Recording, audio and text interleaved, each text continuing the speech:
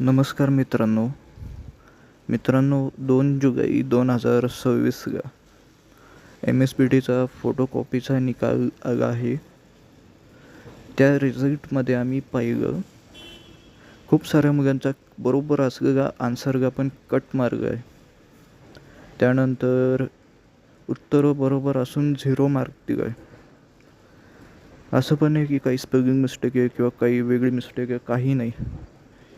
किंवा मागच्याचं आणि पुढच्याचं सेम आहे किंवा त्याच्या पुढच्याचं सेम आहे, असं पण काही नाही.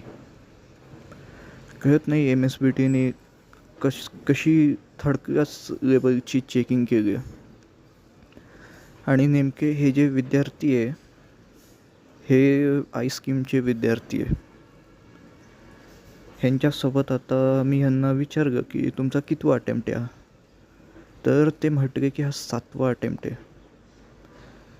आता मला एक सांगा, मग त्या मुलांचं सेकंड टाईम YD लागलं आहे, याची जबाबदारी कोण घेणार? MSBTचे काही आम्हाला उत्तर वगैरे काही भेटत नाही आहे. MSBT उडवाउडवीचे उत्तरं देत आहे.